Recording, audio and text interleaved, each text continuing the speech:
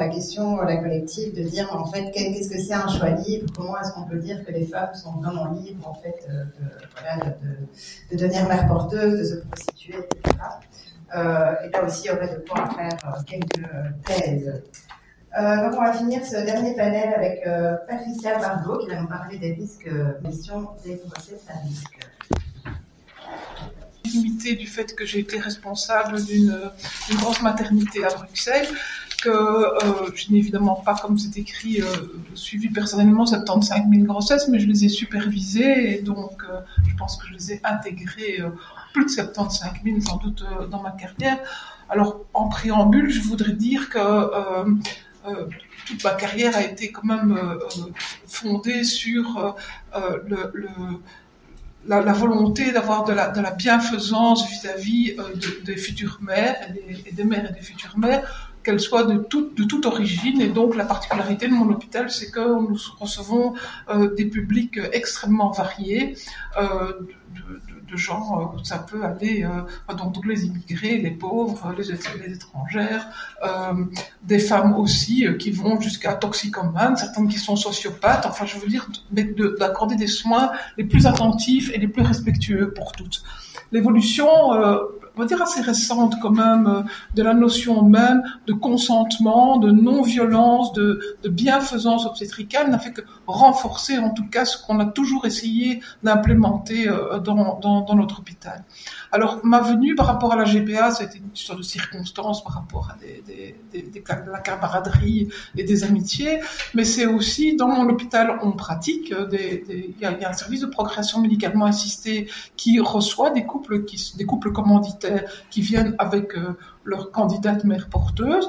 Je le sais, et je voulais aussi dire que mon but n'était pas du tout de jeter l'opprobre ni sur les femmes qui acceptent d'être mère porteuse aujourd'hui en Belgique, ni sur mes collègues qui sont en général très aussi, et c'est ça tout le piège dans lequel on est, qui sont aussi sensibles à une immense détresse de certaines femmes qui sont nées sans utérus ou qui ont perdu leur utérus dans leur vie et qui ne savent pas concevoir un enfant. Donc leur but est aussi, évidemment, ils sont animés par de la bienfaisance. Progressivement, au début, je disais oui, mais est-ce que les mères porteuses sont vraiment au courant de tous les risques qu'elles courent ? Oui, on leur dit. Mais quand on parlait d'un consentement libre et éclairé, en fait, j'ai constaté qu'il n'y avait pas de document écrit qui leur expliquait clairement dans quoi ce qu'elles allaient s'aventurer. Et puis, c'est vrai qu'il y a des choses qui commencent à se passer. C'est que si à Saint-Pierre, il y a l'immense majorité des couples commanditaires vont se voir refuser dans leur projet parce que tout ça c'est absolument pas abouti, mais il y a aussi des femmes qui viennent accoucher et donc dans lesquelles on suspecte, ou bien même maintenant récemment, on a clairement su que c'était une femme qui avait fait de la GPA commerciale, et donc on voit en fait ce mouvement qui commence à se banaliser. Et puis le pompon, ça a peut-être été quand même cet avis rendu par le comité d'éthique dans lequel on a balayé, en tout cas on a banalisé la grossesse, et donc mesdames, faites un bébé, c'est très facile, c'est excessivement rare que ce soit compliqué, enfin avec quoi est-ce qu'on vient? Et là, il y a même eu des retours de manivelle. Comme je m'occupe surtout de grossesse à risque, parce qu'en tant que docteur, c'est pas du tout pour ça que mon but est de dramatiser la grossesse, ni que je me réjouis du fait qu'il y a des complications médicales à la grossesse. Mais il y a un fait, et donc des mouvements comme la plateforme pour une naissance respectée vient presque nous dire, mais en disant que les grossesses sont à risque, mais en fait, vous ne faites que elles sont à risque parce que les médecins s'en mêlent, et si les médecins s'en mêlaient pas, tout se passerait bien.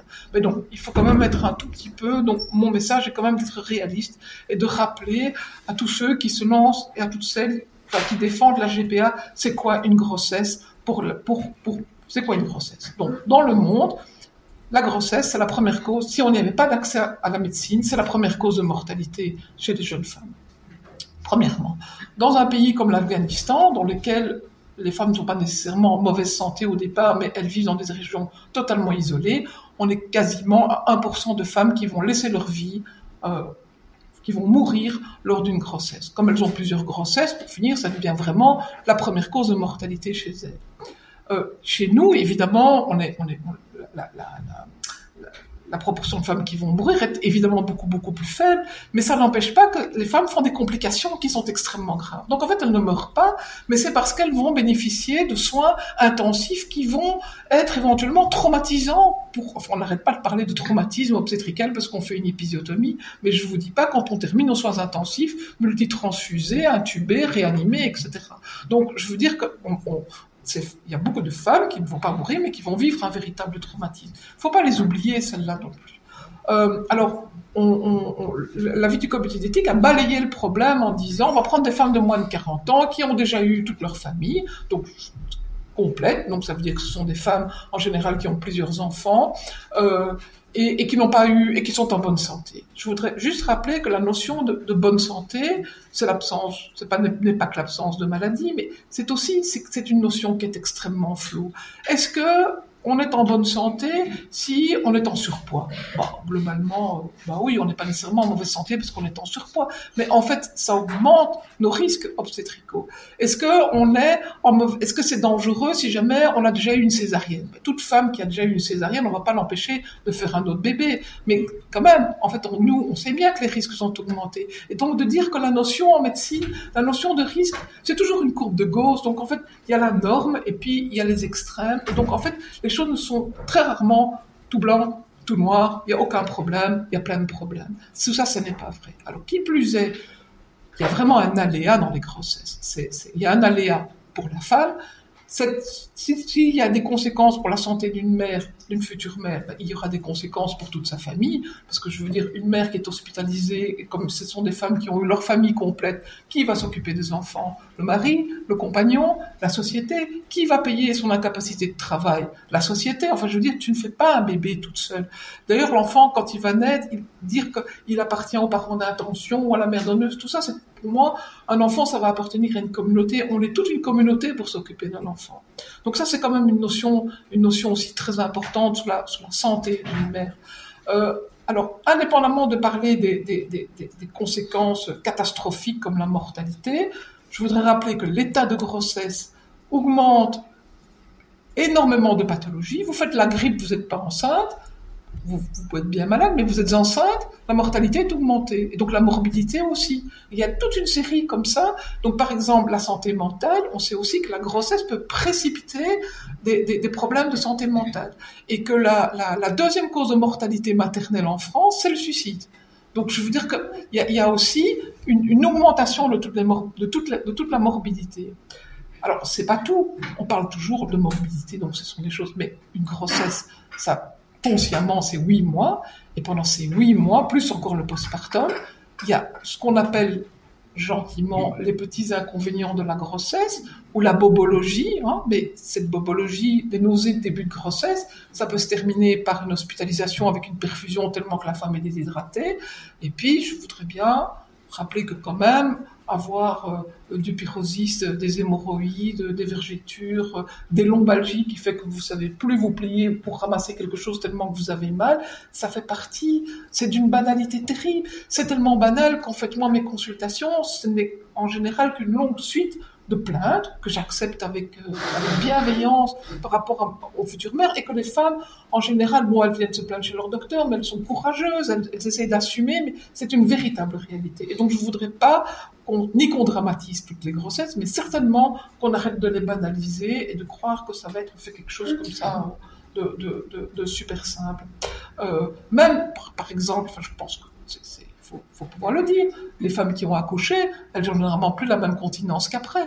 Et donc, comment est-ce qu'on banalise toutes ces choses qui nous arrivent et qu'on fait pour le plaisir d'avoir un bébé, bien que, rappelons-le, nous ne sommes pas dupes, beaucoup de femmes que je vois enceintes pour leur futur bébé à elles, sont soumises en fait à une coercition reproductive et n'ont pas toujours tant envie que ça d'avoir ce 3e enfant ou ce 4e enfant, parce qu'il se fait que souvent elles ont eu que 2 ou 3 filles avant et que donc il faut continuer jusqu'au moment où l'héritier va arriver.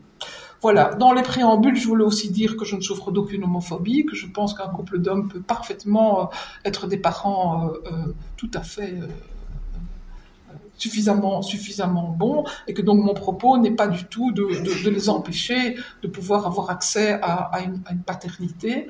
On peut-être que je regrette que dans notre société, il y ait tant d'enfants, qu'on cherche désespérément des familles d'accueil et que ce soit si compliqué de prendre soin des enfants des autres dans la législation telle qu'on l'a. Une dernière chose que je voulais dire, c'est que par rapport au droit et au consentement de la femme, en médecine, il y a des pathologies, il y a des pathologies qui vont apparaître plus fréquemment du fait que c'est un don de gamètes, donc c'est pas l'ovocyte de la femme, c'est pas le sperme du monsieur qui a déjà fait vos enfants. Vous avez un sur-risque d'avoir des complications comme une maladie qui s'appelle la prééclampsie, donc qui s'accompagne d'hypertension. Et le traitement de la prééclampsie, c'est d'arrêter la grossesse. Quand la prééclampsie survient à la fin de la grossesse, c'est assez facile, on déclenche, et puis voilà. Mais quand ça survient dans des âges où le fœtus est encore à la limite de la viabilité, ça pose des véritables problèmes de décision. Et donc, quand c'est pour la femme, et que cette femme dit c'est mon bébé, donc on essaie de trouver, de ménager la chèvre et le chou pour arriver au meilleur résultat. Mais quand c'est pas pour cet enfant ne lui appartient pas, mais appartient à quelqu'un d'autre, jusqu'où est-ce qu'on va tirer les choses, jusqu'où est-ce qu'on va prendre des risques pour la santé de cette femme par rapport à cette pathologie. Et donc, de nouveau, on croit que c'est blanc ou c'est noir, mais non, souvent, tout est gris dans nos décisions et tout peut être très, très compliqué. Voilà, je crois que j'ai supervisé un peu toutes les difficultés. De rappeler que quand même, oui, un dernier mot par rapport aux complications. Donc vous savez que 20% de nos grossesses se terminent par une césarienne. Une césarienne, c'est quand même que 80% vont avoir une péridurale. Donc on vous pique quand même dans l'espace péridural. Tout ça ne sont pas des choses anodines. Et qu'en plus de ça, l'aléa va aussi porter sur la santé du futur bébé, et que tous les bébés ne naissent pas en bonne santé, et que donc on le sait tout intimement et on espère tout avoir un enfant en bonne santé. Mais donc qu'est-ce qui se passe quand c'est un couple commanditaire qui l'a quand même donné, alors on dit que c'est gratuit, mais on va quand même en faire une compensation, hein. Ça c'est admis dans le comité d'éthique, c'est qu'il y a une compensation financière, une espèce de dédommagement. Alors je ne sais pas du tout combien sera ce dédommagement, jusqu'où va aller ce dédommagement, est-ce qu'il y aurait une assurance qui sera prise si jamais la mère décède ou qu'elle a des séquelles sévères, la mère porteuse, je n'en sais rien du tout, mais ce dédommagement pourrait peut-être quand même en attirer certaines, parce que peut-être que pour 10 000 € pour le couple commanditaire, c'est rien du tout, mais que pour la mère porteuse, c'est une somme énorme qui va pouvoir la sortir de toute une série de problèmes et de difficultés. Voilà. Je pense que j'ai déjà fait un bon petit tour. Vous voulez bien donner de nouveau la statistique sur le suicide? J'ai pas bien entendu. C'est la deuxième cause de mortalité maternelle en France. Oui, j'avais bien entendu. En France, voilà. Et vous disiez, pardon, les césariennes, c'est dans combien de pourcents? Alors en Belgique, on est à 21%, et on est très bon. Hein. Pour les pays, un pays occidental, on est très bon dans les statistiques. Je pense qu'aux États-Unis, ils sont à 30-35%, et il y a des pays, notamment parfois des pays en voie de développement. Oui, ce que je voulais dire aussi, c'est que nos statistiques de mortalité et notre prise en charge de soins de santé, je pense en Belgique, est encore vraiment très, très, très bonne, mais que dans ces GPA, il y a certaines GPA qui se font au Pakistan. Je suis pas du tout sûre que les statistiques sont aussi bonnes. Hein. Mais ce sont des couples commanditaires de chez nous qui vont aller faire un bébé chez des mamans. Voilà. Donc, et quand la guerre a été déclarée en Ukraine, peut-être bien aussi que une partie du système de santé s'est effondrée. Et les épisiotomies, vous avez le pourcentage d'épisiotomies qui sont faites? Alors, c'est comme ça. Pour le moment, donc, moi, j'ai quand même été éduquée avec l'idée qu'il fallait faire des épisiotomies, sinon on allait toutes devenir incontinentes. Donc c'était dans notre, donc au départ, on était, dans mon hôpital, on a toujours été assez raisonnable, on était à peu près à 50%, mais non, ça devient, c'est ridicule, c'est 2-3%. Ça a beaucoup diminué. Oui. Mais c'est partout, mais je veux dire, il y a des hôpitaux dans lesquels c'était 90%, et maintenant ils sont à 30%, et donc, voilà.